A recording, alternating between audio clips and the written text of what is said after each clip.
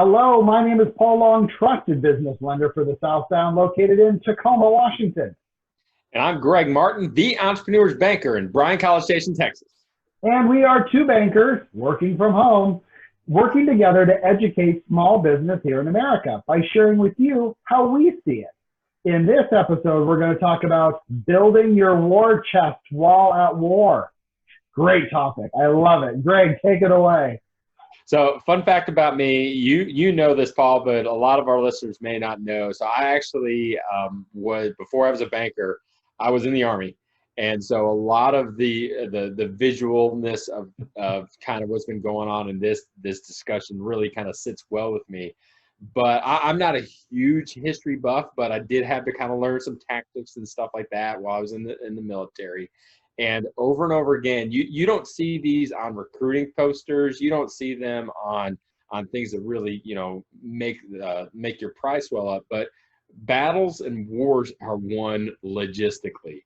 And no one wants to really kind of admit that. They want to see the snake eater. They want to see the Navy SEAL that's jumping out of an airplane like it 30,000 feet, kind of doing a high parachute raid. Yeah, they want to see Rambo type guy, and that's really great. But if Rambo doesn't have anything to put in his belly, then he's not going to go very far. If Patton during World War II didn't have gas to put in his tanks, then he'd lose. And there was actually some very significant battles in military history that talk about this. And so what does this have to do with entrepreneurs? Well, first off, make no mistake. You as an entrepreneur, you are at war right now. You are not active, someone's not actively trying to kill you, but you are fighting for the survivability of your business, your dream, your family, and your employees. Not necessarily in that order, but you are at war. And so you have to get into a mentality of that. And so how do you, and part of war is you have a war chest. You have something that you can rely on. What is that strength? What is that power that when you need a little bit of extra, you can kind of go back to? Well, in business, that war chest is primarily one thing: cash.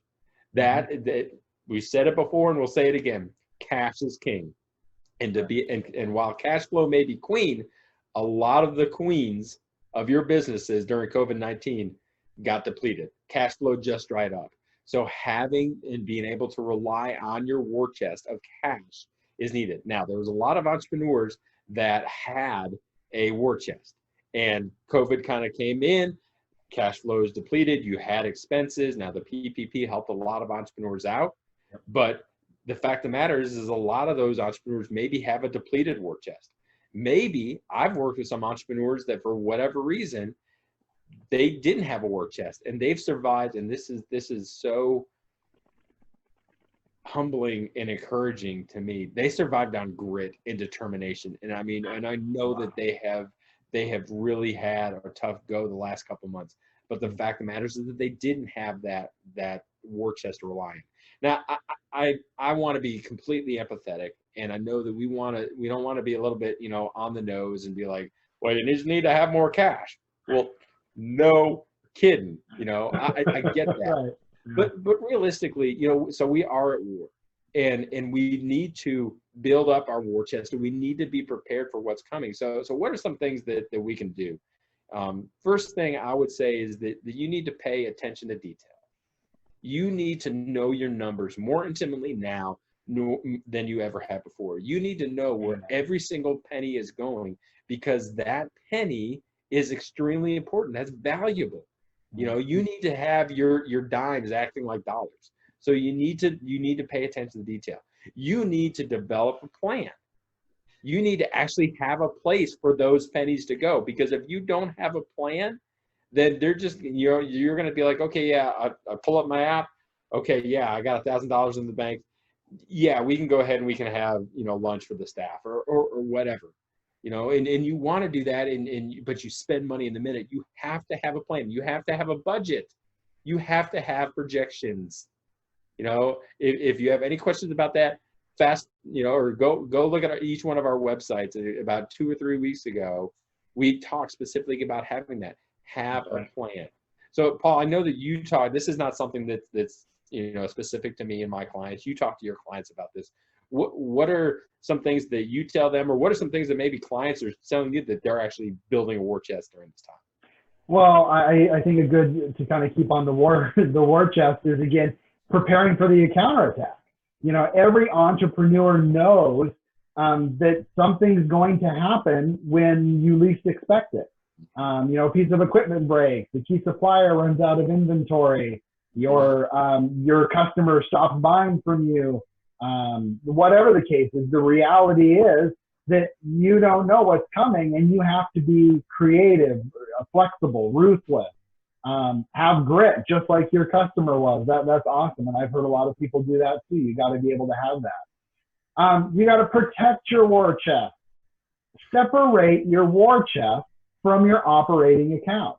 And what I love, and again, not a lot of bankers would admit to this, but you should probably maybe put it in another bank, because you really need to be able to have that money where you can't touch it. I'm sure if I gave everybody in my office $100, that, you know, oh, we'll save it. No, you won't. You're going to go spend it. And I'll pay you back. No, you won't. it's how it is. It's life. It's just like your personal budget at home. Okay. And lean on your support system. One of the best examples of building a war chest is really making sure that you have a Fab Five. And I know, Greg, you've mentioned that several times. I have the stool approach, where there's 4 people. Regardless, have people that support you and your business. And don't pick them. Hey, that's my buddy. Hey, he's good at golf. He's got a good handicap. It's not about that. It's about how can they help support you. Maybe they're in the same industry. Maybe they're not. You need to think of it like a mini board of directors that you can at least bounce things off. I have a couple customers that I'm on their board of directors, and it's just, I'm always there to answer questions. So definitely keep that in mind as well. What else, Greg? Well, Paul, I know, again, we want to be 1,000% empathetic, and we need to, and we realize that this is, sometimes being an entrepreneur seems like an impossible task. And so I'm asking you to do an impossible task while you're doing an impossible task. But the fact of the matter is that no one said entrepreneurship is easy. Hell, every entrepreneur knows that they do one of the most difficult things. You know, they wake up every single day and they peer into their crystal ball, and maybe they don't know what in the world they're going to see, but you know what? That doesn't deter them. You know, so the fact of the matter is that the entrepreneurs that we serve have so much determination, have so much grit, have so much ingenuity that they take. Impossible is, okay, that's a Tuesday for me.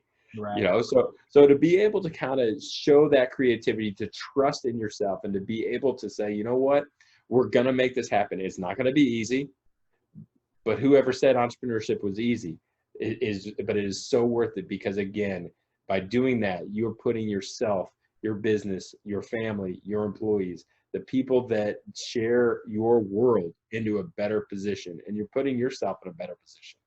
So we really appreciate being able to talk about this. And, you know, again, you don't prepare for war while you're in war. And so as of right now, we're in war. So it's a little difficult to talk about it right now. But again, when we get out of this, I sure hope that the lessons that you've learned throughout this, you start putting into case, because it may not be a pandemic, but something else is going to happen, and you need to be ready for it. So about every 10 years, something happens. Every 10 years, and this one was just like clockwork. So thank you, everyone, for watching. For more of our videos, check out our website. Mine is www.paultlong.com. Greg's is theentrepreneursbanker.com. We look forward to seeing you on another episode. See ya. See ya.